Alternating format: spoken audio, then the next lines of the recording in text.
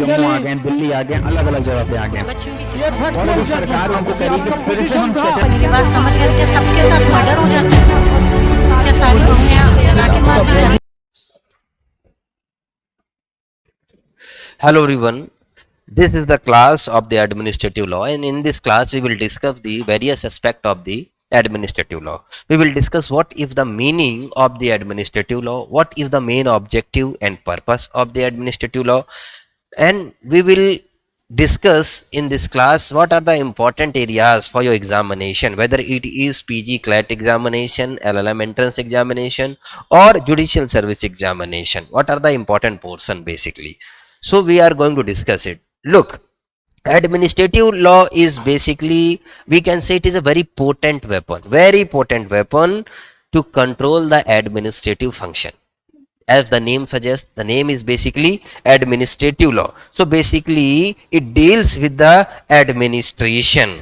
It is very essential for the proper functioning of the administrative system of this country. So we will take a very global perspective in this class, but this class is dedicated for the LLM examination. Basically we will discuss the important topic, example, important point which is very important for your exam point of view, and we will discuss with examination point of view. So basically, first of all, what is the administrative law? That is very important. So administrative law is the study of multifarious power of the administrative authorities. Very multifarious power of the administrative authorities, and we will discuss in several heads like legislative and rule making power of the authorities. Number 2, judicial power of the authorities, executive power. So basically we are going to discuss this. Administrative law is a part, some people are saying this is a part of the constitutional law which regulates the administration. Okay, and there is several definitions given by various jurists like Casey Davis, Sir Ivor Jennings, Holland, Bernard. There are several jurists which gives the definition of administrative law basically. Okay, so one of the most important definition given by the Casey Davis said about the administrative law that the administrative law is the law concerning the power and procedure of the administrative authorities, basically administrative agencies basically. Okay, this area which is the administrative law deals with the judicial review as well as the power and duties of the judicial authorities. So first of all, we are going to discuss about the definition of administrative law, and we will discuss only that definitions which is important for our exam point of view. So this is there is a very selected definitions which is related to the administrative law. So first of all, we are going to discuss of the definition given by the Wade. Look, जो भी मैं definition बता रहा हूं वो exam में पूछी जाती है, मैं सिर्फ उसी एरिया पे फोकस कर रहा हूं. तो first of all there is a professor Wade की डेफिनेशन बहुत अच्छी है.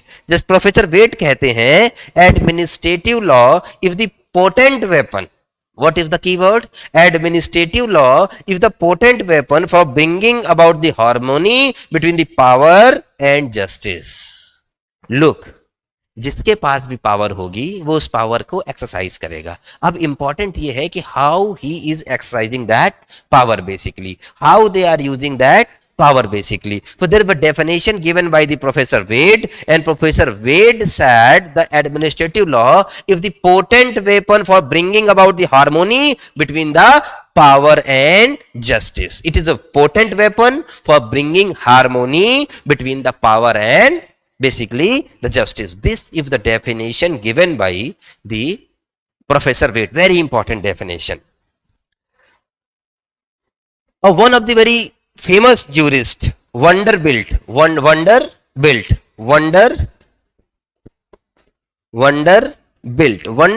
कहते हैं एडमिनिस्ट्रेटिव लॉ के बारे में, जो बहुत इंपॉर्टेंट बात कहते हैं कि administrative law is the most outstanding legal development in the 20th century. वो देखो एडमिनिस्ट्रेटिव लॉ तब डेवलप हुआ पहले तो इसकी फ्रांस से इसकी स्टार्टिंग हो गई, ठीक है ना, और ड्राइट एडमिनिस्ट्रेटिव से, उस पे को भी हम आज डिस्कस करेंगे। लेकिन जब डिटेल में एडमिनिस्ट्रेटिव लॉ तब फंक्शन में आया जब डेमोक्रेटिक सेटअप्स दुनिया में डेवलप हुए। एडमिनिस्ट्रेटिव और rule of law both are connected to the each other. तो यहां से इसका डेवलपमेंट हुआ। जब से एडमिनिस्ट्रेटिव लॉ आया तब से हम पावर को और जस्टिस को कंट्रोल कर पा रहे हैं। This is a very potent weapon as said by the professor Wade. तो दूसरी जो डेफिनेशन दी गई वंडरबिल्ट ने कहा कि क्या इंपॉर्टेंस है बेसिकली एडमिनिस्ट्रेटिव लॉ का। उन्होंने कहा कि administrative law is the most outstanding legal development of the 20th century. ये 20वीं शताब्दी का सबसे बेहतरीन लीगल डेवलपमेंट है, ऐसा बोला गया जो है बेसिकली वंडरबिल्ट के द्वारा। तो अब रूल ऑफ लॉ पैदा हुआ इससे। क्यों? एडमिनिस्ट्रेटिव लॉ आया तो हम रूल ऑफ लॉ को ज्यादा अच्छे तरीके से एक्सरसाइज कर पा रहे हैं और डेवलप हुआ। तो आज की क्लास में हम what if the administrative law, definition, purpose, scope of the administrative law ये पढ़ने वाले हैं। साथ ही साथ we will discuss what if the rule of law basically. तो हम बात कर रहे हैं रूल ऑफ लॉ की, और यहां से क्वेश्चन बनता है। और क्वेश्चन रूल ऑफ लॉ का क्या बनता है कि जो इंपॉर्टेंट बात है कि रूल ऑफ लॉ जो है इसको डेवलप करने का जो कोशिश है जो सबसे पहले किया गया, the first organiser of the rule of law sir Edward Coke. कौन था? Sir Edward Coke. Rule of law को डेवलप करने का जो पहला क्रेडिट जाता है वो सर एडवर्ड कोक को जाता है। 1552 से 1634 तक इनका टेन्योर रहा और दैट वाज वेरी इंप्रेसिव। तो फर्स्ट ऑफ ऑल दो बातें समझो, लिसन टू मी केयरफुली। जो first time rule of law word coin किया किसी ने, that was coined by sir Edward Coke. और अगर पूछे, there is 2 question in your examination, who coined the term, who organize firstly the term rule of law, that was the sir Edward Coke. अब अगर पूछे who developed, अगर developed की बात करें, who developed, that was the basically AV Dicey. Dicey को रोल जाता है इसको डेवलप करने का। टर्म तो कॉइन कर दिया जैसे सर एडवर्ड कोक ने, लेकिन इसको डेवलप करने का श्रेय जाता है बेसिकली एवी डाइसी का। तो डेवलप्ड बाई एवी डाइसी। तो डाइसी का भी बहुत इंपॉर्टेंट रोल है, हम डाइसी को भी पढ़ने वाले हैं। तो it was developed by the dicey. तो 1835 बेसिकली, सॉरी 1835 टू 1922। तो हम वी कैन से प्यारे बच्चे दैट, देखो अब देखो मैंने कब कहा टर्म कॉइन किया एडवर्ड कोक ने, कब? 1552 टू 1634। अब एवी डाइसी कब आ रहे हैं? 1835 टू 1922। कितना बड़ा इंटरवल हो गया। तो बीच में तो कुछ हुआ ही नहीं ना, लेकिन टर्म कॉइन किया इसलिए हम एडवर्ड कोक को क्रेडिट जरूर दे रहे हैं, बट मेन काम जो किया रूल ऑफ लॉ को डेवलप करने का वो रहा आपका developed by the AV Dicey. ठीक है ना? तो प्यारे बच्चे, तो जब ये रूल ऑफ लॉ जो आया और एडमिनिस्ट्रेटिव लॉ आया तो ये कई मैटर्स को डील करता है। आज हम रूल ऑफ लॉ भी देखेंगे और एडमिनिस्ट्रेटिव फंक्शन भी देखेंगे, दोनों को साथ साथ लेके चलेंगे। तो एडमिनिस्ट्रेटिव लॉ का जो मेन पर्पस है, तो administrative law is basically concern with the rule making. पहला हमारा काम ये है कि रूल मेकिंग कैसे होनी चाहिए, पहली स्टेज तो यही है। तो administrative law is mainly concern with the rule making. अब जब रूल बन जाएंगे तब जो सबसे सेकंड इंपॉर्टेंट बात होगी rule application. What? Rule application. What we are going to do in this class, we will discuss what we are going to do in this class, basically we will discuss the important aspect, और फिर हम practice भी करेंगे questions की कि किस तरह के क्वेश्चन एग्जाम में आते हैं और उनको हम टेक करने की कोशिश, साथ में लेके चलने की कोशिश करेंगे। और इसके बाद जो सबसे इंपॉर्टेंट फंक्शन है वो क्वासी जुडिशियल फंक्शन है बेसिकली। ठीक है ना? क्वासी जुडिशियल फंक्शन है बेसिकली। ठीक है ना? We are basically dealing with the quasi judicial functions of the state, तो उसको भी हम जो कंट्रोल करने की कोशिश करेंगे। तो इसके बाद जो सबसे इंपॉर्टेंट बात है जो बार बार आपके एग्जाम में आएगी, what if the it is concern with the rule making, rule application as well as the quasi judicial function. What is not important aspect of the administrative law, ये बार बार पूछा जाएगा। तो एक बात सुनो बड़े ध्यान से, it is not concern with the private law, it is not concern with the private law, ये बड़ा इंपॉर्टेंट है। प्राइवेट लॉ से इस एडमिनिस्ट्रेटिव सिस्टम का कोई भी लेना देना नहीं है। It is very important to keep it in your mind कि प्राइवेट लॉ से इस एडमिनिस्ट्रेटिव सिस्टम का कोई भी लेना देना नहीं है, ठीक है ना। अब देखो, चाहे आप जितने भी एग्जाम ले लो, ये एग्जाम एडमिनिस्ट्रेटिव लॉ से बड़े लिमिटेड एरिया से क्वेश्चन बनाते हैं। तो सबसे पहले वो क्वेश्चन बनाने की कोशिश करते हैं इंपॉर्टेंट डेफिनेशंस की, ठीक है ना। तो we are going to discuss about the definitions, और आज ऐसी ट्रिक्स और टेक्निक्स बताऊंगा कि डेफिनेशन आप भूलोगे नहीं, ठीक है ना। तो सबसे पहले जो यूजीसी नेट है, जो असिस्टेंट प्रोफेसर के लिए एग्जाम है, 2015 में ये डेफिनेशन पूछी गई, और क्लैट पीजी में बार बार पूछी गई, और Delhi university LLM entrance examination में, बीएचयू एंट्रेंस एग्जामिनेशन में, एएमयू एंट्रेंस एग्जामिनेशन में, जामिया इंटरनेशनल एग्जामिनेशन में, साउथ एशियन यूनिवर्सिटी एग्जामिनेशन में बार बार ये क्वेश्चन आया डेफिनेशंस का। तो जो पहली डेफिनेशन जो अभी मैं बताने जा रहा हूं, ये है सर आइवर जेनिंग की। किसकी है? आइवर जेनिंग की। किसकी है? आइवर जेनिंग की। आइवर जेनिंग ने डेफिनेशन दी। किसकी डेफिनेशन दी? एडमिनिस्ट्रेटिव लॉ की, ठीक है ना। तो अब एक कोड दे रहा हूं डेफिनेशन के साथ साथ कि हमें क्या क्या पढ़ना है। आइवर जेनिंग्स ने अगर डेफिनेशन याद रखनी तो हॉस्पिटल जाते हैं आप हॉस्पिटल जाते हैं? हाँ बिल्कुल जाते हैं। तो वहां हॉस्पिटल में क्या होता है? ओपीडी। हॉस्पिटल में क्या होती है? एक ओपीडी होती है। तो बस इस कोड को याद रखें जो मैंने आइवर जेनिंग्स में मैंने बोला, OPD. Now I am going to dictate the definition. What is the definition given by the sir Ivor Jennings? Ivor Jennings कहते हैं administrative law is the law. सब बड़ा आसान है, बस ओपीडी की वर्ड याद रखना है। सर आइवर जेनिंग्स बेसिकली कहते हैं कि administrative law is the law relating to the administration. मैंने क्या बोला? जाहिर सी बात, इसमें तो कोई बड़ी बात नहीं है। एडमिनिस्ट्रेटिव लॉ किस पर्पस के लिए? एडमिनिस्ट्रेशन के लिए। तो administrative law is a law relating to the administration, ठीक है ना। And it determines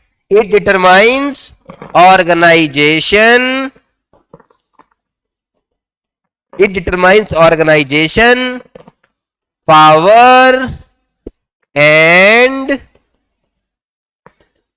duties. Organization, power and duties. It determines organization, power and duties. इसीलिए मैंने बोला it determines organization, power and duties of the administrative authority. तो अगर आपके exam में ये नहीं देगा क्या डेफिनेशन दी है, वो डेफिनेशन दे देगा और फिर आपसे पूछेगा किसने बोला ये। तो कीवर्ड क्या पकड़ना है आइवर जेनिंग्स में? ओपीडी। जहां आपको ऑर्गेनाइजेशन दिखाई पड़ जाए, पावर दिखाई पड़ जाए, ड्यूटी दिखाई पड़ जाए, आपको मार्क करना है आइवर जेनिंग्स। तो हमें क्या याद रखना है? That is the word OPD. क्या याद रखना है? The word OPD. तो हमने क्या बोला? What is the definition given by the Ivor Jennings? That is important aspect is the OPD. तो सुनो ध्यान से, administrative law is the law relating to the administration. It determines organization, power and duties of the administrative authorities. OPD determines organization, power and duties. Organization, power and duties. मैंने क्या बोला? Organization, powers and duties of the administrative authorities. This is the definition given by Iver Jennings. It is very important. Iver Jennings means OPD. Iver Jennings means OPD. Okay. So this is the definition given by the Iver Jennings. तो next definition जो अक्सर आपके exam में पूछी जाती है, ये net के एग्जाम में पूछी गई, LLM entrance examination, basically PG entrance examination में पूछी गई, और 2016 में बिहार जुडिशरी में भी आइवर जेनिंग्स की डेफिनेशन आई। तो नेक्स्ट जो है वो है केवी डेविस। बहुत ही बड़ा नाम है केवी डेविस। केवी डेविस की डेफिनेशन भी अक्सर आपके एग्जाम में पूछी जाती है। क्या डेफिनेशन दी है केवी डेविस ने, उसको समझो। केवी डेविस ने बोला, इधर देखो, केवी डेविस का जो है ये यूजीसी 2013 के एग्जाम में आया, नेट के पीजी के एग्जाम में आया, नेट एंट्रेंस के एग्जाम में आया, और उत्तर प्रदेश हायर एजुकेशन का जो असिस्टेंट प्रोफेसर का एग्जाम होता है वहां भी डेफिनेशन पूछी गई। क्लैट एलएलएम के लिए इंपॉर्टेंट है। केवी डेविस के लिए याद रखना है आपको, जैसे ओपीडी याद रखा था उसमें, इसमें आपको याद रखना है पीपीजे। क्या याद रखना है? पीपीजे, पीपीजे, पीपीजे। ये 3 वर्ड याद रखने। क्या बोला मैंने? अब सुनो, केसी डेविस क्या डेफिनेशन देते हैं? केसी डेविस कहते हैं administrative law is the law concerning powers, P से powers, concerning powers procedure, PPJ, procedure of administrative agencies, and especially the law governing with the judicial review, law governing with the judicial review of administrative action. तो PPJ, P means powers, P means procedure, J means judicial review. So what was the definition given by the Ivor Jennings, Casey Davis? Casey Davis कहते हैं administrative law is the law concerning of powers, procedure of the administrative authorities, including especially the law governing the judicial review of administrative action. The judicial review of the administrative action or power and procedure of the judicial authorities. PPJ, P से power, P से procedure and J से judicial review. That is very important. Power, procedure and judicial review. That is important phenomena. Okay, the next very important definition है वो मैंने बोला कि professor Wade की। Professor वेड ने क्या बोला? वेड की जो डेफिनेशन है that is also very important. Wade बात करते हैं कंट्रोल की। जहां याद रखो, जहां पर वेड होंगे वहां बात किसकी करी इन्होंने? कंट्रोल की। किसकी बात करी है? कंट्रोल की। तो कंट्रोल के बारे में केसी डेविस कहते हैं बड़ी सिंपल डेफिनेशन, बोला एडमिनिस्ट्रेटिव लॉ गवर्नमेंट क्या करती है? गवर्नमेंट एडमिनिस्ट्रेट करती है, ठीक है ना, थ्रू इट्स सबऑर्डिनेट ऑफिसर्स। तो अब अगर एडमिनिस्ट्रेटिव लॉ क्या होगा? एडमिनिस्ट्रेटिव लॉ उनको जो है उनका जो power of basically governmental power है उसको कंट्रोल करती। तो एक लाइन की डेफिनेशन है administrative law is the law, administrative law is the law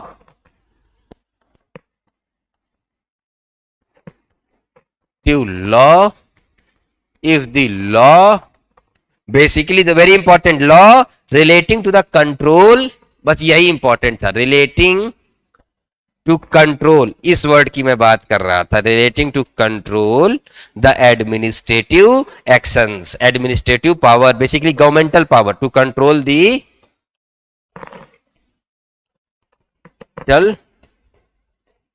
power. क्या बोला मैंने बोला administrative law is the law relating to the control of governmental power. तो जहां पर कंट्रोल का वर्ड आ जाए गवर्नमेंटल पावर को कंट्रोल करने का, वो डेफिनेशन किसने दी है? वेड ने एक डेफिनेशन और दी है, ठीक है ना। Administrative law is the concern with the operation and control. तो जहां कंट्रोल वर्ड पे थोड़ा फोकस दिखाई पड़े तो समझ जाना बेसिकली वो डेफिनेशन किसने दी है? वो डेफिनेशन दी है आपके प्रोफेसर वेड ने, ठीक है ना।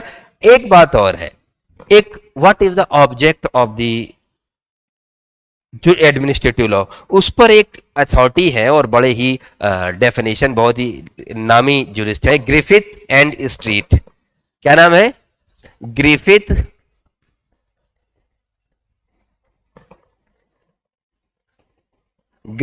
And street. क्या नाम बताया मैंने?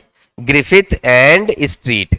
इन्होंने प्यारे बच्चे ऑब्जेक्ट और एडमिन की बात करी। किसकी बात करी? ऑब्जेक्ट की बात करी। ग्रिफिथ एंड स्ट्रीट कहते हैं ना main object of the administrative law if the operation and control, operation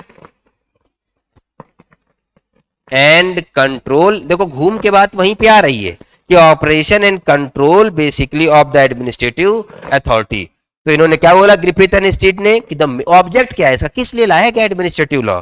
तो ग्रिफिथ एंड स्ट्रीट कहते हैं the main object of the administrative law is basically to control the operation of the control and operation of the administrative authorities. तो ये सारी की सारी system जो है हमारी किसने दी है?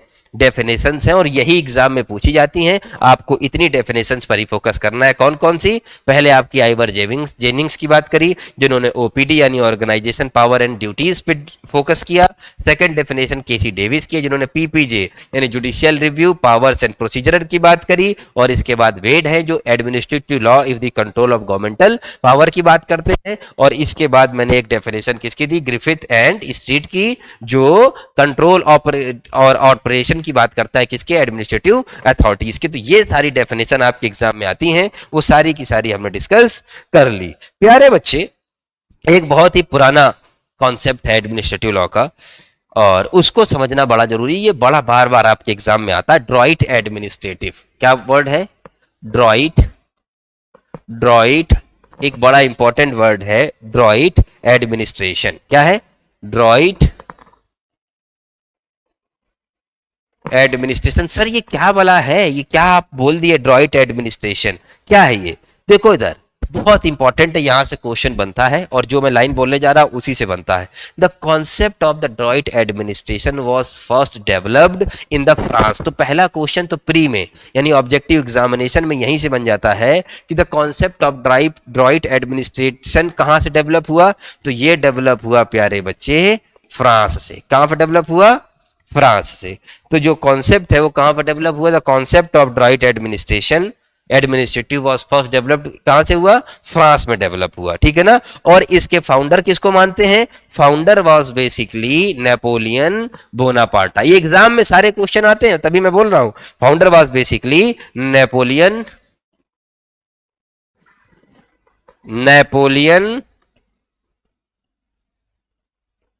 बोनापार्ट।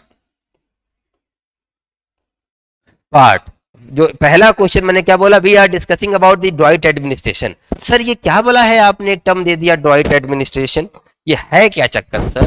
तो मैंने बोला droit administration first develop in the France और Napoleon Bonaparte was the founder of the droit administration. कौन इसका फाउंडर था? Napoleon Bonaparte. क्या है इसका मतलब सर? ठीक है ना, system of dual basically judicature in France, ठीक है ना, इसकी बात करी गई, वो वहां पे डेवलप हुआ।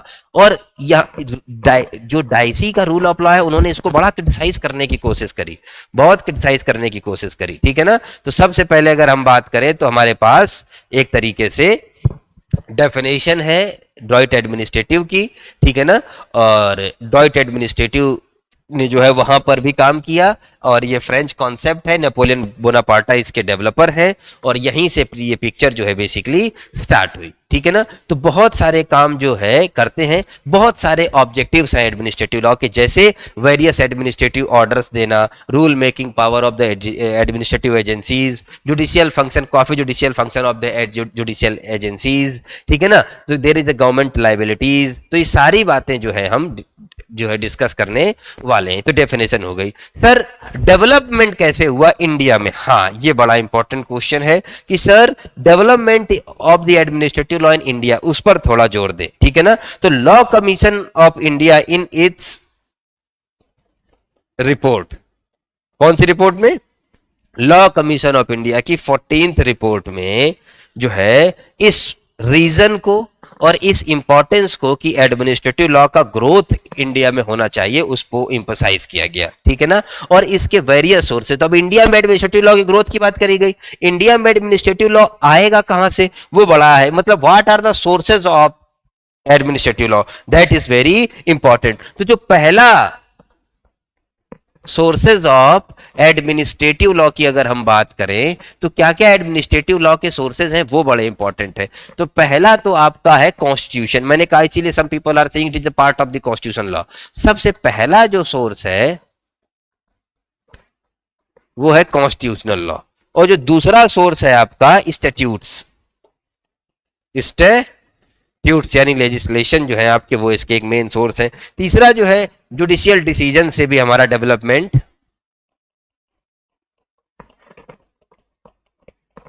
जुडिशियल डिसीजन से भी हमारे एडमिनिस्ट्रेटिव लॉ का डेवलपमेंट बेसिकली होता है, ठीक है ना। इसके अलावा ढेर सारे ordinance, notification, rule, circulation, circulars etcetera are the part of, है ना। तो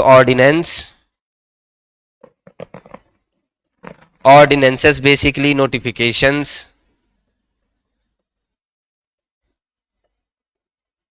regulation etcetera are the part of the administrative law. ये सारे सोर्स है जहां से आपका एडमिनिस्ट्रेटिव लॉ डेवलप होता है, ठीक है ना। तो अब इतने जो हमने अभी तक पढ़ा है उसके कुछ क्वेश्चन कर लेते हैं 2 मिनट में, और इनके आपको ऑब्जेक्टिव आंसर देना है। पहला question, administrative law is the branch of law the object of which is to check abuse the power of following president, parliament, legislature और administrative authorities. तो प्यारे बच्चे, administrative law is the branch of law. इसका जो main object है administrative authorities की power को check करना है. तो अगर आपसे पूछे कि administrative law is the branch of public law, ये public law की branch है, ठीक है ना सर, ये develop कैसे हुई? Next question है, administrative law is a procedural law. procedural law है? नहीं. सब्सटेंटिव लॉ है? नहीं. स्टैट्यूटरी लॉ है? नहीं. It is evolved. Fourth option is through practices and judicial decisions. Fourth one is correct. ठीक है ना, fourth one is basically correct. This is the correct answer. Next is basically I am giving the question कि administrative law is the portion of nation's legal system. This is very important question. ठीक है ना, बहुत important question है. और administrative law is the portion of nation's legal system which determines the legal status and liability of all state officials. ये definition दी थी Davis ने, इनकी भी थी. ठीक है ना, और इनकी इसके अलावा एक डेफिनेशन जो बार बार आती है वो मुझे बताओ, अभी मैंने आपको बताई थी. ठीक है ना, now I am dictating, this is the question, you have to give the answer.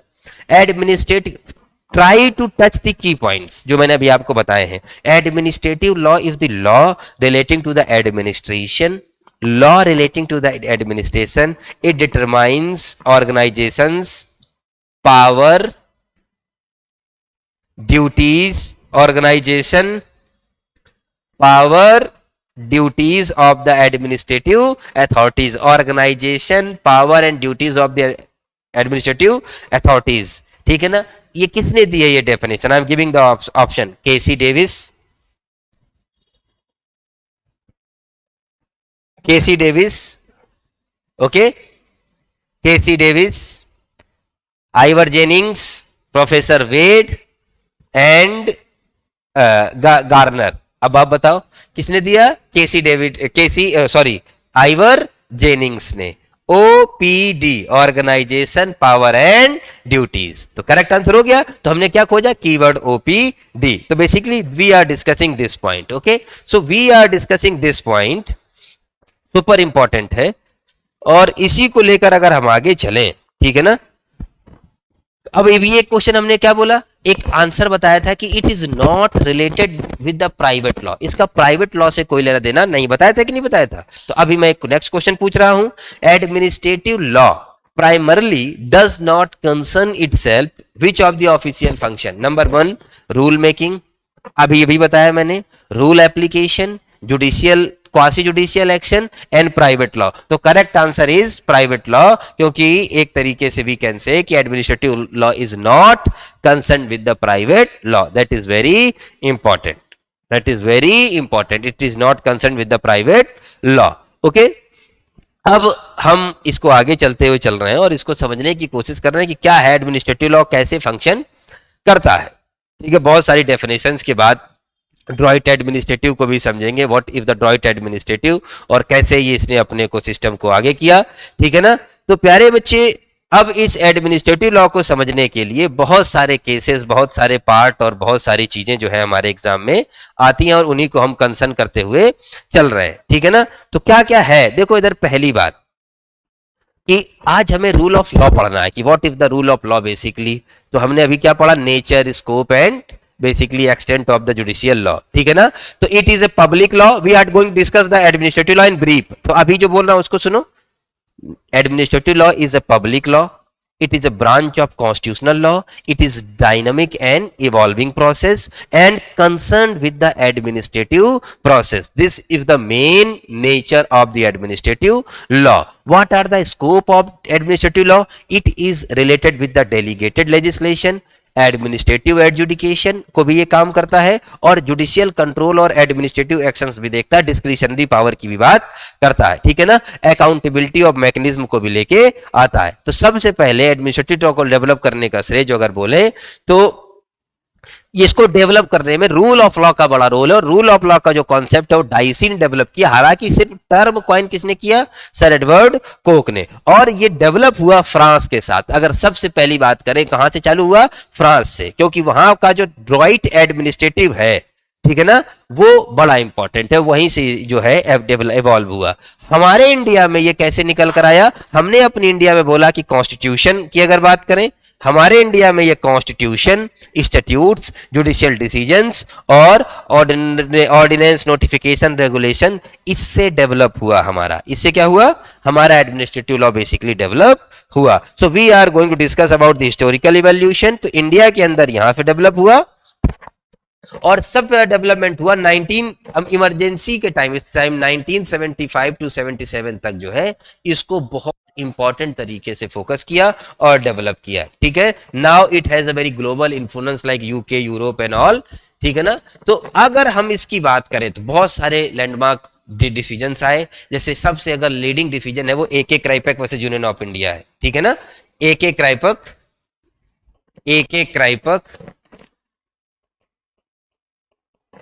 Versus union of India. A K. Kraipak versus union of India के केस में बड़ी इंपॉर्टेंट बात बोली गई कि blending administrative and quasi judicial functions. क्या बोला गया इसमें? Blending administration and quasi judicial functions. क्या बोला गया इसमें? Blending administration and quasi judicial functions. ठीक है ना। क्वासी जुडिशियल फंक्शंस, ये बात जो है हमने बोली। क्या बोली? क्वासी जुडिशियल फंक्शन से ये रिलेटेड है। और इसके बाद इसी एडमिनिस्ट्रेटिव लॉ को जो स्कोप इनलार्ज हुआ जब Maneka Gandhi versus union of India case आया। Which case? Maneka Gandhi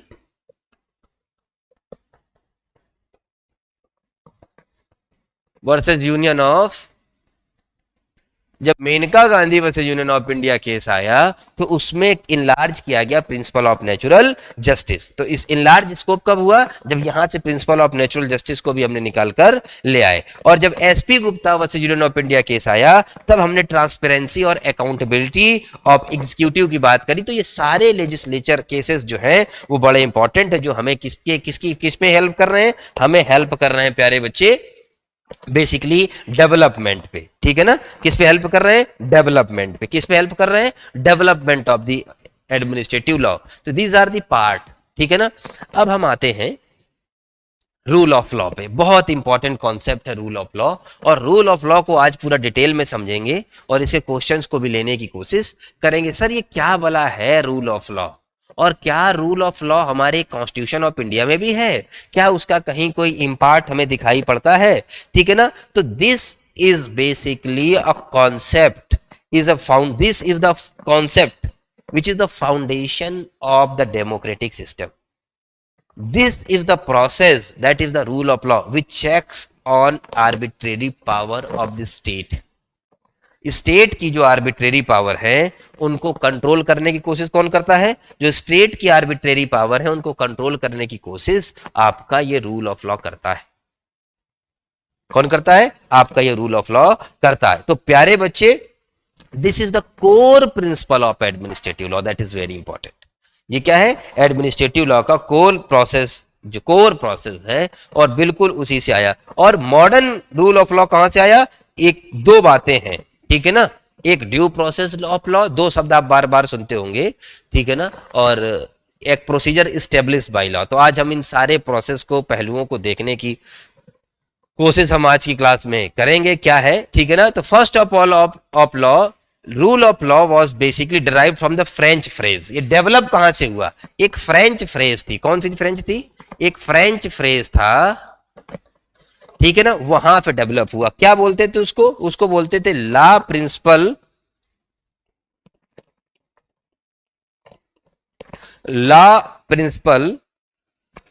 law principle डी लिगेटाइट। ये जो मेन था लिगेलाइट, ये जो प्रिंसिपल फ्रेज था। ठीक है ना। यहां से रूल ऑफ लॉ डेवलप हुआ। ये हम ये कह सकते हैं एक फ्रेंच प्रिंसिपल है, वहां से हमने इसको डेवलप किया। ठीक है ना। फिर इसके टर्म को कॉइन किया सर एडवर्ड कोक ने, और इसको डेवलप किया डाइसी साहब ने। तो हम सबसे पहले आज डाइसी पर ही फोकस करेंगे। सबसे पहले we will focus on the Dicey basically. सबसे पहले जो है we will focus on the Dicey. तो डाइसी कहते हैं, देखो इधर कि डाइसी ने एक बुक लिखी, डाइसी की एक बुक है, वो बार बार एग्जाम में आती है, वो बुक बड़ी इंपॉर्टेंट है, law of the constitution. Dicey ने कौन सी बुक लिखी? The law of constitution, law of the constitution.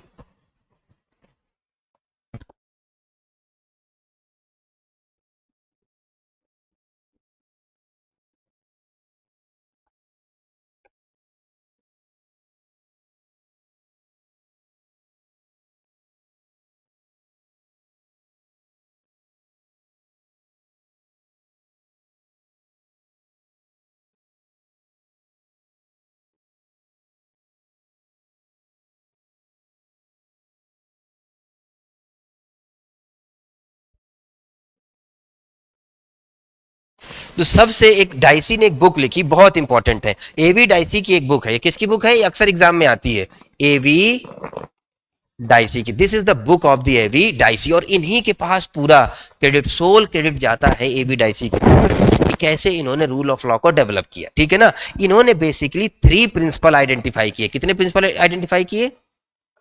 इन्होंने बेसिकली 3 प्रिंसिपल्स आइडेंटिफाई किए। किसने? डाइसी साहब ने। वो मेंशन किया अपनी बुक लॉ ऑफ कॉन्स्टिट्यूशन में। पहली बात जो इन्होंने बोली, इन तीनों को याद करते हुए चलना है आपने, ठीक है ना? पहली बात, the first thing was mentioned in this book of the supremacy of the law. Super important बात, सुप्रीमेसी ऑफ द लॉ, ये रूल ऑफ लॉ का पार्ट है। ठीक है ना? उन्होंने क्या बोला? सुप्रीमेसी ऑफ द लॉ होगी। सुप्रीमेसी ऑफ द लॉ का मतलब absolute supremacy and predominance of the law. It opposed any influence and arbitrary power, यानी law is the supreme.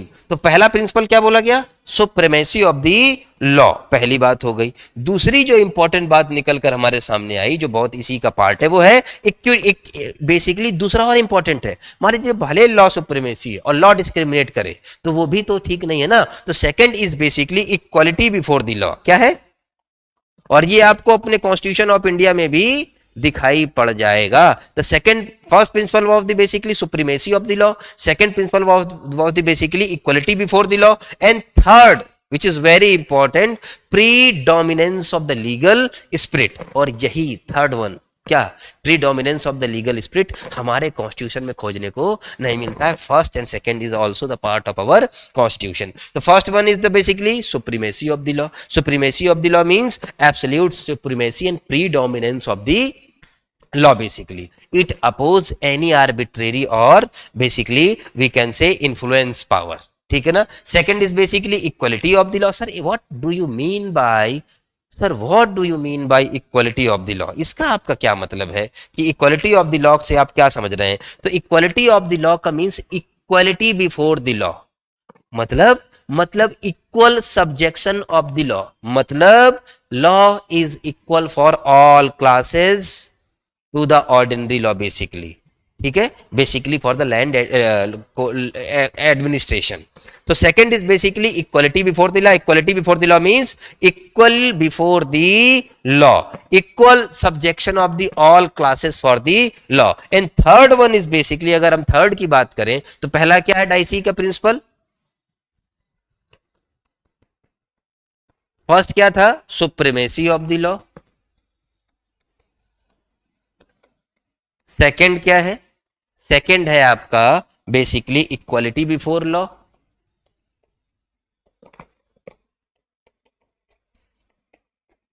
Third जो है आपका वी कैन से कि predominance of legal spirit.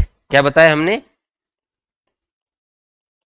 Predominance of legal spirit. और ये जो प्रीडोमिनेंस ऑफ लीगल स्पिरिट है, इसको हम इंडियन कॉन्टेक्स्ट में खोजने पर हमें नहीं मिलता है। ठीक है ना? तो बहुत ज्यादा इनका क्रिटिसिज्म भी हुआ। डाइसी के 3 प्रिंसिपल थे ना, तो प्यारे बच्चे ये जो प्रीडोमिनेंस ऑफ ऑर्डिनरी लॉ है, ठीक है ना, प्रीडोमिनेंस ऑफ लीगल स्पिरिट है, इसको क्रिटिसाइज भी किया गया। तो बेसिकली कई बार डाइसी का क्रिटिसिज्म भी हुआ कि भाई साहब आप what do you mean by predominance of spirit of the law. तो ये जो प्रिंसिपल है इसको हमने कई बार क्रिटिसाइज भी किया, इसको हमने बहुत ज्यादा अच्छे कॉन्टेक्स्ट में जो है इसको हमने नहीं देखा, इसको क्रिटिसाइज भी किया, ठीक है ना। तो हम इसको अगर और ज्यादा शॉर्ट करें, we are going to discuss about the basic principle of rule of law, जो डाइसी का आया। तो number 1 by 1 I am telling it to, उसको आपको दिमाग में रखना है। रूल ऑफ लॉ का मतलब क्या? रूल ऑफ मतलब लॉ का रूल हो। तो सबसे पहले लॉ इज सुप्रीम। पहली बात क्या है? Law is supreme and everything to the law and not according to the whims. मतलब अगर आप हैं तो आप भी लॉ के अकॉर्डिंग चलेंगे, आप अपनी मर्जी से नहीं चलने वाले, ठीक है ना। तो first is basically law is supreme, ठीक है ना, law is supreme. Second is basically what is the core of the rule of law. तो number 1 law is the supreme, जो होगा लॉ के अकॉर्डिंग होगा। Second is basically all things should be done according to the law, not according to the whims, ठीक है ना। और no person should be made to suffer except the breach of law, किसी भी बंदे को परेशान नहीं किया जाएगा except the breach of law. और number 2 equality before the law होगा और इक्वल प्रोटेक्शन ऑफ लॉ भी होगा। Number 3 there should be adequate safeguard against the executive abuses of power, जो पावर दी हुई है एग्जीक्यूटिव की उसको अब्यूज भी कर सकती है वो, तो उसके लिए इक्विटेबल सेफगार्ड्स होंगे, ये अदर पार्ट है। और क्या होना चाहिए? हमेशा जुडिशरी को इंडिपेंडेंट और इंपार्शियल होना चाहिए, जस्ट एंड फेयर प्रोसीजर होना चाहिए, ठीक है ना, और हमेशा स्पीडी ट्रायल होना चाहिए। तो अगर डाइसी के रूल ऑफ लॉ की बात करें हम, ठीक है ना, तो वो 3 बातें करते हैं, supremacy of the law, equality before the law और प्रीडोमिनेंस ऑफ लीगल स्पिरिट। हमने इस कॉन्टेक्स्ट को, इसको इतना फोकस नहीं किया, ठीक है ना। लेकिन फिर हमने जब इसको इनलार्ज किया तो बहुत सारे पॉइंट निकल कर आए, basic principle of rule of law के निकल कर आए, जैसे लॉ इज सुप्रीम, जैसे all things should be done according to law, जैसे no person should be suffer except the abuse of power, number जैसे equality before the law, equal protection of law, जैसे discretionary power should be exercise with reasonable limits and with the limits of law, there should be adequate safeguards against the executive abuse of power, जैसे आपका independent और impartial judiciary, जैसे just and fair procedure, जैसे speedy trial, all are the part of the administrative law का जो rule of law है उस पे बात करते हैं। अब सर आप कह रहे हैं कि सर एडवर्ड कोक ने इसको क्वाइन किया, एबी डाइसी ने इसको आगे बढ़ाया, मैंने कहा बढ़ाया, ये तो क्वेश्चन हो गए। सर इसी बीच एक वर्ड आता है डॉइट एडमिनिस्ट्रेटिव, उसकी डिस्कशन कर रहे थे। मैंने कहा प्री का क्वेश्चन ले लो या आपके एलएलएम एंट्रेंस एग्जाम का क्वेश्चन ले लो कि डॉइट administrative is the French concept. कौन सा कॉन्सेप्ट है? डॉइट, अभी मैंने बोला डॉइट administrative if the French concept. क्या कॉन्सेप्ट है? फ्रेंच कॉन्सेप्ट है। क्या ये? फ्रेंच कॉन्सेप्ट है, ठीक है ना। मतलब ये है कि it represents the rules and principles enacted by the parliament, ठीक है ना। तो बेसिकली ये क्या कंटेन करता था डॉइट administrative? It contains the rule, basically it contains the rule developed by the administrative authority. Sir इसका मेन कैरेक्टर क्या था? अब फ्रांस का जो एडमिनिस्ट्रेटिव लॉ सिस्टम था उसको क्रिटिसाइज किया एबी डाइसी ने, अक्सर एग्जाम में आता है, ठीक है ना। किसने क्रिटिसाइज किया? एबी डाइसी ने। एबी डाइसी कहते थे कि there was no rule of law, हम कनेक्ट करके चल रहे हैं कि डॉइट administrative was the first attempt which was enacted और inserted in started from the France. AB Dicey इसको बड़ा क्रिटिसाइज करते थे। तो रूल ऑफ डॉइट एडमिनिस्ट्रेटिव किसने क्रिटिसाइज किया है? एबी डाइसी ने। डाइसी क्या कहते थे कि according to Dicey there was no rule of law in France, ठीक है ना। वो एबी डाइसी इंग्लैंड के रूल ऑफ लॉ को फ्रांस के जो डॉइट एडमिनिस्ट्रेटिव था उसको बेस्ट मानते थे। वो कहते थे सही मायने में तो वहां पर कोई एडमिनिस्ट्रेटिव लॉ था ही नहीं। वो क्या कहते थे? सही मामले में तो वहां पर तो कोई एडमिनिस्ट्रेटिव लॉ था ही नहीं, रूल ऑफ लॉ था ही नहीं, वो इंग्लैंड में आया है। तो क्रिटिसाइज भी करते थे, जिसका भी क्रिटिसिज्म हुआ। सर आप रूल ऑफ लॉ डाइसी तो बता रहे हैं, इसको जरा इंडिया के कॉन्टेक्स्ट में तो कनेक्ट करके हमें बताएं। तो मैंने कहा what is the situation of rule of law in India? ये rule of law in India की क्या पोजीशन है? मैंने कहा लग रहा आर्टिकल 14 आप भूल गए। आर्टिकल 14 डायरेक्ट इंसर्शन है रूल ऑफ लॉ का, कुछ नहीं देखना है, ठीक है ना। आर्टिकल 14 जो किसी भी तरीके के डिस्क्रिमिनेशन को रोकने की बात करता है। आर्टिकल 14 क्या कहता है? Article 14 of the constitution provide करता है कि state shall not deny any person क्या? इक्वालिटी बिफोर द लॉ और the equal protection of law. कौन डिनाई नहीं करेगा? स्टेट डिनाई नहीं करेगा। क्या बोला इन्होंने? तो यहां से सीधा रूल ऑफ लॉ मिल गया कि नहीं? हमें मिल गया। और दो बातें,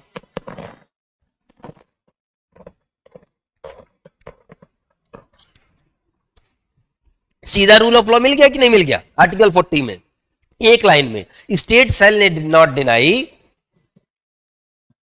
to any person equality before the law and equality before the law और the equal protection of the law. और ये कॉन्सेप्ट हमने उठाया है इंग्लैंड से। तो हमने भी एवी डाइसी के जो 3 पॉइंट उसमें 2 तो उठाई लिए और इंग्लैंड से इसको पिक किया, ठीक है ना। और तो बेसिकली आज हमारे इंडिया में भी हम क्या कहते हैं? Who is the supreme? तो हम कहते हैं constitution is the supreme, Indian constitution is the supreme. और इस पर बार में मुहर लगाई जो है, इस पर मुहर लगाई आपके basically we can say decisions ने। किसने? सुप्रीम कोर्ट के डिसीजंस ने। तो leading, there is several leading cases जो रूल ऑफ लॉ से रिलेटेड है और एग्जाम में पूछे जाते हैं, ठीक है ना। तो article 14 state shall not deny any person equality before the law and equal protection of the law. उसकी बात करें तो हम अगर लीगल कुछ केसेस की बात करते हैं कि क्या इस बात को जुडिशरी ने भी अपहेल्ड किया, तो उस कॉन्टेक्स्ट में सबसे बड़ा और तगड़ा केस है ADM Jabalpur case.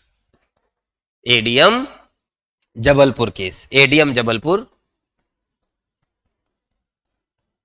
Jabalpur versus Shivkant Shukla. Super important case, Indian history का सबसे तगड़ा केस है, इंडियन हिस्ट्री का सबसे बड़ा केस ये माना जाता है आपका, अगर बेसिकली इंडिविजुअल लिबर्टी की कॉन्टेक्स्ट में। जस्टिस खन्ना थे इस केस में। कौन था? जस्टिस खन्ना। और ये जो लाइन बोल रहा हूं उसको याद करना, वो इतिहास के पन्नों में दर्ज हो गई जस्टिस खन्ना की इंडियन कॉन्टेक्स्ट में, ठीक है ना। तो जस्टिस खन्ना ने बोला कि रूल ऑफ लॉ, बहुत इंपॉर्टेंट लाइन है और बार बार आती है, एडीएम जबलपुर केस में आई। और ये केस, इसी केस को अगर प्री के कॉन्टेक्स्ट में याद रखना है आपको, एलएलएम एग्जाम के हिसाब से याद रखना है, तो this case is also known as, इसको नोट कर लेना, बहुत इंपॉर्टेंट लाइन है, हैबियस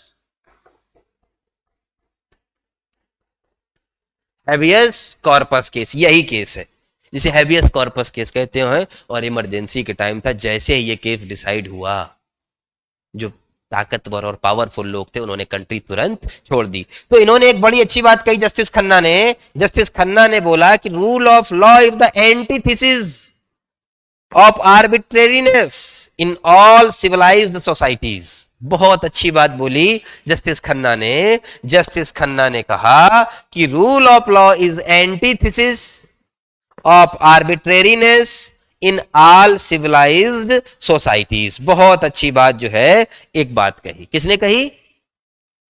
जस्टिस खन्ना। किस केस में? ADM Jabalpur, which is known as habeas corpus case. और रूल ऑफ लॉ को उन्होंने एक तरीके से क्या बोला कि rule of law is the basically antithesis of the arbitrariness in the all civilised society. और इससे भी तगड़ा केस निकलकर जो आपके सामने है वो है Kesavananda Bharati versus state of Kerala. क्या केस है?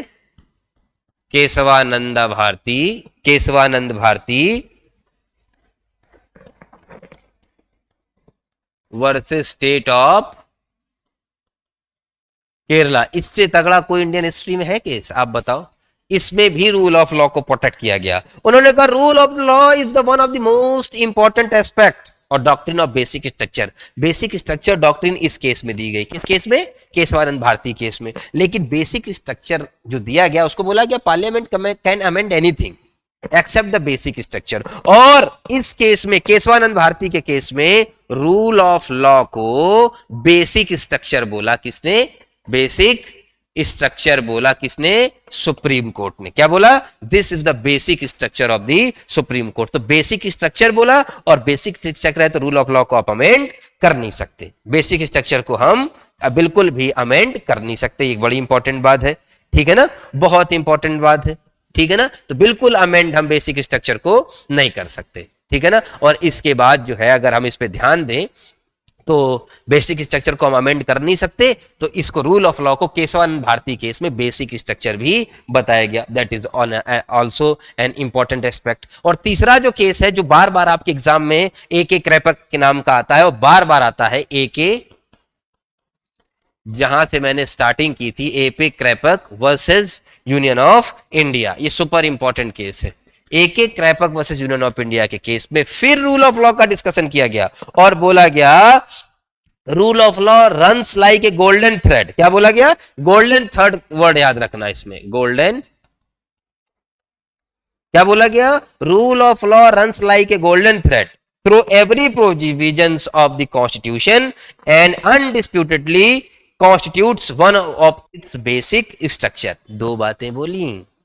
एक एक रैपक केस बार बार आपके सामने टकराएगा अगर एडमिनिस्ट्रेटिव लॉ पूछा जा रहा है। वो कह रहा है कि it's run like a golden thread, और उसने बोला कि प्यारे बच्चे इसके जो प्रोविजंस हैं, एक अगर हम देखें प्रोविजंस ऑफ द कॉन्स्टिट्यूशन जो है वो बहुत ज्यादा इसी से रिलेट है और वो जो रूल ऑफ लॉ को भी कॉन्स्टिट्यूट करता है। ठीक है ना? एक जो रूल ऑफ लॉ पे कमेंट अक्सर केस आपका पूछा जाता है, ठीक है ना, वो है इन रे अरुंधति रॉय केस। इन रे अरुंधति, इन रे अरुंधति रॉय। अरुंधति रॉय केस में जो क्या बोला गया, एक लाइन आपकी बड़ी इंपॉर्टेंट है। सुप्रीम कोर्ट ने इन रे अरुंधति रॉय केस में कहा, बहुत अच्छी लाइन बोली, उसको सबको अपने जहन में रखनी चाहिए, एग्जाम के हिसाब से भी इंपॉर्टेंट है कि rule of law is the basic rule for governance. क्या बोला गया? ये तो बेसिक रूल फॉर गवर्नेंस है of any civilised and democratic policy. ठीक है ना? तो बेसिकली रूल ऑफ लॉ को जो है इन्होंने क्या बोला? Rule of law is the basic rule of governance of any civilised and democratic policy. तो रूल ऑफ लॉ ने जो केसी डेविस की बुक थी, ठीक है ना, तो उस पर इन्होंने जो रूल ऑफ लॉ पे जोर दिया, उन्होंने इक्वलिटी बिफोर द लॉ जो हमारे इंडियन कॉन्टेक्स्ट में है उसको जो है ज्यादा हमने एम्फसाइज किया है। ठीक है ना? और who was the originator of the rule of law? Who अगर क्वेश्चन आए हमेशा कंफ्यूज करेगा। Who was the originator of rule of law? Justice Edward Coke, पहली बार उन्होंने टर्म दिया था। अगर पूछे कि who developed the rule of law, तो नाम है एवी डाइसी। और थर्ड एक क्वेश्चन और है, which article of the Indian constitution reflects A V Dicey rule of law? That is article 14। That is article 14। ठीक है ना? तो आपके कौन कौन से case, Indira Gandhi versus Rajnarayan, ADM Jabalpur, SP Gupta, ये सारे के सारे केस किस रिलेटेड है? रूल ऑफ लॉ से। तो कितनी पॉइंट दिए, बेसिकली कितने मीनिंग दिए, डिनोट किए एवीडाइसी ने? 3 मीनिंग। कितनी मीनिंग दी? 3 मीनिंग बेसिकली। ठीक है ना? That is very important. और ये जो रूल ऑफ लॉ डिराइव कहां से हुआ? पहली बार German, French, common law phrase, Latin phrase. कहां से? फ्रेंच ड्रॉइट एडमिनिस्ट्रेटिव से हमने इसको पिक किया है। कहां से पिक किया है? ड्रॉइट एडमिनिस्ट्रेटिव से हमने इसको पिक किया है। That is very important. ठीक है? वो बार बार हमारे एग्जाम में ये आता है। तो अब रूल ऑफ लॉ के लिए आज के हिसाब से हम इतना ही कनेक्ट करते हैं और एक दो क्वेश्चन आपसे और पूछ लेते हैं। ठीक है ना? जो अभी हमने आपको बताया था एक क्वेश्चन कि rule of law is antithesis of arbitrariness of all civilised society. ये किसने बोला था? आज अभी मैंने बताया, जस्टिस एचआर खन्ना ने। किसने बोला? जस्टिस एचआर खन्ना ने। अभी मैंने इसको बताया ना। ठीक है ना? और एक रूल इसके अलावा एडीएम जबलपुर केस तो वेरी इंपॉर्टेंट है और बार बार इसको बोला गया। तो आज की क्लास के लिए इतना ही हम रखते हैं। और एक केस और है कि rule of law constitute the core of our constitution. ये किसने बोला? डीसी वाधवा केस ने, कि rule of law is the core of our constitution. Rule of law is the core of our constitution, ये बोला गया D C Wadhwa versus state of Bihar के case में। तो बार बार इस पे कमेंट हुए। ठीक है ना? बार बार इस पे आया। और अभी एक क्वेश्चन मैंने बताया तो उसको भी बता दो जरा। Rule of law is the basic rule of governance of any civilised democratic policy. ये किसने बोला? किस केस में बोला गया? इन रे अरुंधति रॉय केस में। इन रे अरुंधति रॉय केस में। बहुत इंपॉर्टेंट है। ठीक है ना? एक क्वेश्चन चलते चलते और, administrative law primarily does not concern itself with following functions. Number 1, rule making, rule application and quasi judicial action and private law। तो मैंने बोला कि कहीं पर भी कोई कनेक्शन जो है आपका नहीं है। किसके साथ कोई कनेक्शन नहीं है? आपका कोई कनेक्शन नहीं है प्राइवेट लॉ के साथ। तो हमें बस 3 बातें देखनी है रूल ऑफ लॉ की। एविडाइसी की कितने पॉइंट हैं? एविडाइसी ने बोला कि इनके 3 पॉइंट आए, supremacy of the law, equality before the law and predominance of the law. Article 14 और हमारे कॉन्स्टिट्यूशन में पॉइंट 1 पॉइंट 2 आपको मिल जाएगा। कॉन्स्टिट्यूशन में प्रीडोमिनेंस ऑफ लीगल स्पिरिट और हमारे इंडियन कॉन्टेक्स्ट में ये हमें देखने को नहीं मिलता है। क्या नहीं मिलता है? Predominance of legal spirit. A B Dicey तो सिर्फ इसको डेवलप करने में आगे रहे, लेकिन इनके 3 प्रिंसिपल रहे मेन। लेकिन रूल ऑफ लॉ एक फ्रेंच फ्रेज है, ला प्रिंसिपल डी लीगलाइट, ठीक है ना। और जस्टिस एडवर्ड कोक जो थे, उन्होंने इस टर्म को सबसे पहले क्वाइन किया। तो term rule of law coined by justice Coke, ठीक है ना। Term rule of law coined by justice Coke. और दूसरी बात जो है, हमने क्या बोला? Developed by A B Dicey. तो दैट इज इंपॉर्टेंट पॉइंट्स। और बहुत सारे टॉपिक्स अभी और हैं, ठीक है ना। प्रिंसिपल ऑफ नेचुरल जस्टिस वो कभी और हम देखेंगे। तो बहुत छोटे और प्रिसाइज मैनर में डेफिनेशन, जो डेफिनेशन हमने बताई है वही आपके एग्जाम में आती हैं, वही आपको तैयार करना है। That's all for today. Thank you so much.